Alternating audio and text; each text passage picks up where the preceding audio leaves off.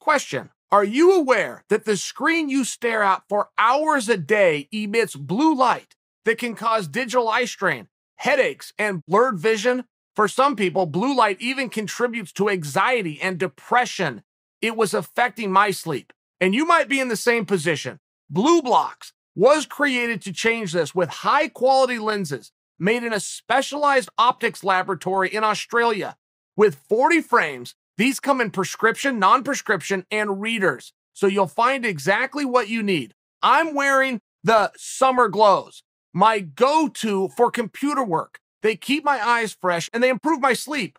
Get your energy back, sleep better, and block out the unhealthy effect of blue light with Blue Blocks. That's Blue Blocks, BLUBLOX.com/Chael. Or just click on the link and make sure to use the promo code Chael to get yourself 20% off and enjoy free worldwide shipping on all orders over $115. Charles Oliveira versus Michael Chandler. I gotta say, and I could do this to both guys. I could praise both guys. Oliveira stunned me with his ability to manage range. Oliveira knew right where he was, and he was following the basics. And how many guys do we see fighting for championships or the top guys, and they got to go out there and show off, or they got to put their hands down, or their chin is up, and they just can't follow the basics? Oliveira, hands up, chin down. He also knew right where Chandler was, and Chandler was fighting perfectly. Chandler was throwing some heat. Oliveira was barely slipping. 2 inches this way, 2 inches this way, little pull backwards. Oliveira's defense, it was so impressive because I don't remember thinking that about him from his other fights. I remember watching him go, wow, look at this guy. Look at this guy, hard to hit. He was doing the same thing with the kicks. He knew right where Chandler was. And the only time he would drop his hand to build a little bit of force with those kicks if he would step outside. I mean, those are the X's and O's. Then Oliveira also has had really two problems in his career. Trouble making weight, problems dealing with adversity. When a fight gets going hard, when a fight gets tough, and there's a way out, he has found that way out before. Tonight, to watch him weather that storm, to watch him deal with that, to watch him put the past in the past, reset in between rounds, and come out and be a new guy, it was really something quite remarkable. And that's what the other fighters are going to look for. Whoever's going to fight him next, which I know we believe to be the winner of Conor and Poirier, but they're going to be looking at that, and that's what they're going to be most impressed with. When they're training and prepping for him, they're not sitting down like the commentators will tell you and thinking about his guillotine choke and his knee bar. No, they're looking about how tough is this guy? We all know moves and we all know holds. Can this guy hold up? And the answer to Oliveira tonight, my goodness, oh, he was great. And you know what? Everything I just said about Charles, I got to say about Chandler. Chandler took one hell of a storm and was coming back. Chandler had Oliveira on his back. The last position he'd want to have a body triangle on, found a way through it all. There was only one round completed in this contest, and Chandler won it. And when you start talking about where do we go from here and what do we do now, let's all at least agree on one thing. We do not perpetuate a narrative that we sweep Chandler under the rug. That contest was 6 minutes. It got fight of the night. Had it been another 6 minutes, okay, it would have been fight of the year candidate. Had it been in another 6 minutes, we're talking about one of the greatest fights of all time. Don't let the shortness of this fight take away from how amazing that was and how great Chandler looked. Chandler was finding his range. Chandler was walking him down. Chandler was super fast. I mean, he really was. Chandler was so fast, and Oliveira was so elusive upstairs with his head that Chandler even threw a 1-2 to the body at one point because it was the only thing that he knew he could reach. Chandler did get on the ground with him. Chandler did play that game, and your eyes will deceive you. Your eyes will deceive you if you think that you've seen submissions at a high level. You're not seeing submissions at a high level. The only room that submissions have in this sport for main event guys, for title fight guys, is when one guy gets tired and wants out. He knows how to manipulate himself into a position to then be able to tap and look around to the crowd and everybody gobbles it up. I mean, I only say that too because to listen to some of the biasness of the comments made when you're in there with Oliveira, Oliveira was never going to submit Chandler. Wasn't going to happen. But he's also not going to submit anybody else in a main event or in a title fight, which is all he's going to be fighting for the foreseeable future. It's about positioning.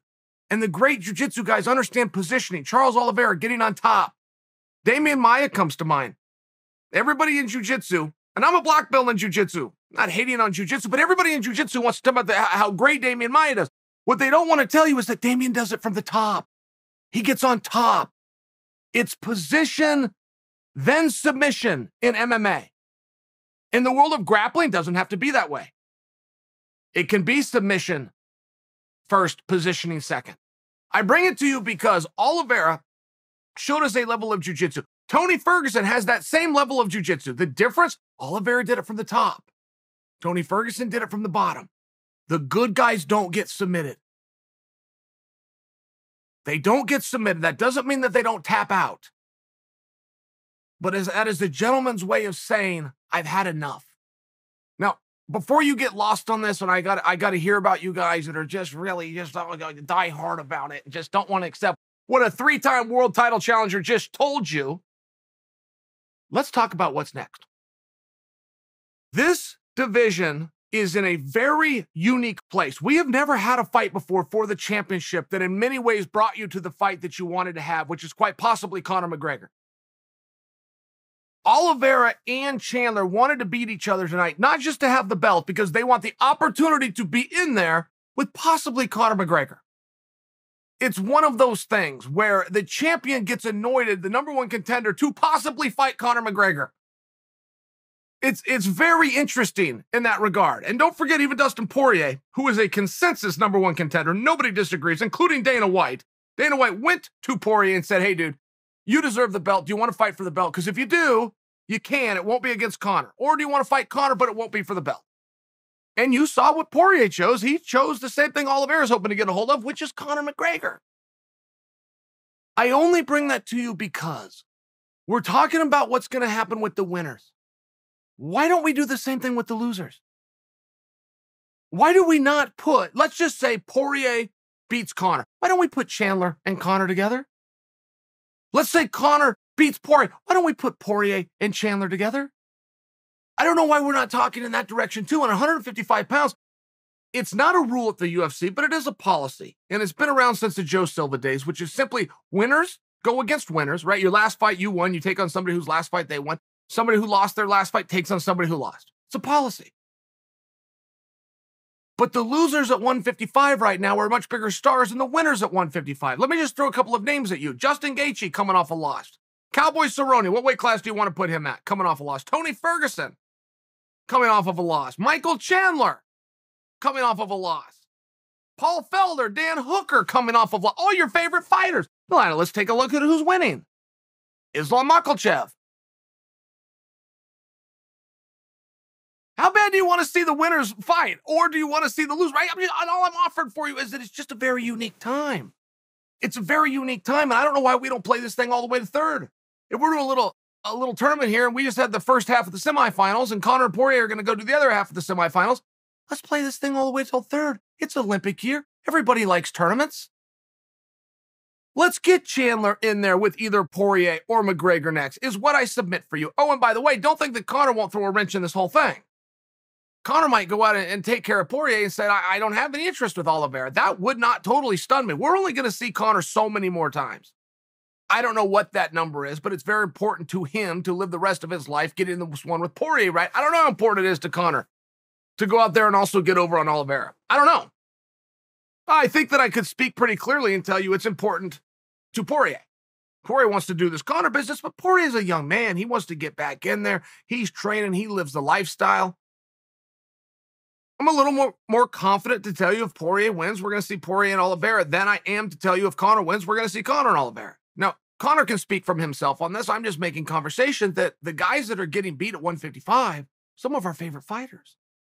And it does beg the question, where the hell is Justin Gaethje and what's he doing?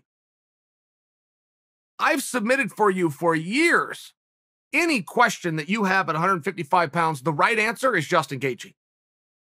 But Justin isn't fighting for some reason, and I don't know what that is. I don't even want to hint towards you that I know what it is. Maybe he's just waiting for the right fight, but I feel as though the right fight's out there. Right fight is a guy named Michael Chandler. Done. I don't think we have anything else to see here. So I'm not totally sure what we're waiting for there. There was even a dialogue at one point that we'll just hold Gaethje and he'll go on and fight for the championship next. How do we do that when Oliveira is now the champion? And we've already said that Conor and Poirier, I mean, it's just one of these weird situations. What is Justin Gaethje waiting for? It's had a nice long break.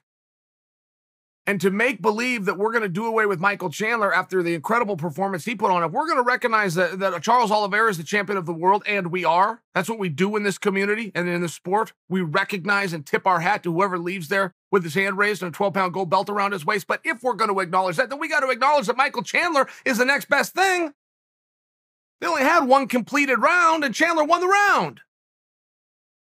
I bring that to you because 55, nobody's keeping that belt for long. Nobody's ever kept that belt for long that wasn't named Khabib. That is going to be musical chairs.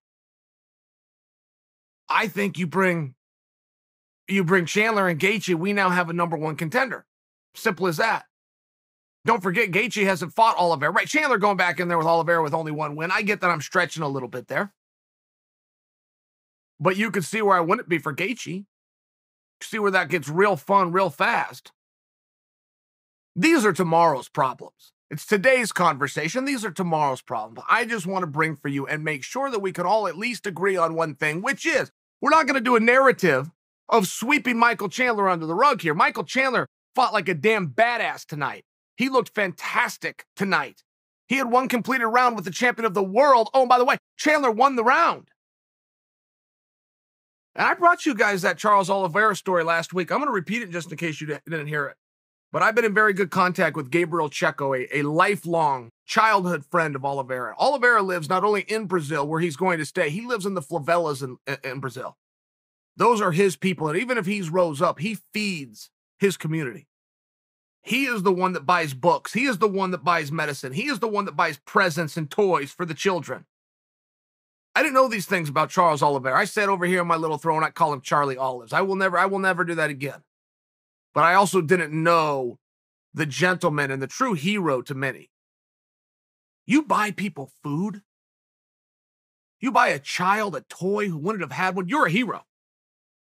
You are there's no way around it. Now you're the champion of the world. Yeah, people everywhere are going to look up to you. Being a hero is very different. Very, very different thing. And I only want to mention that to you because the good guy doesn't always win.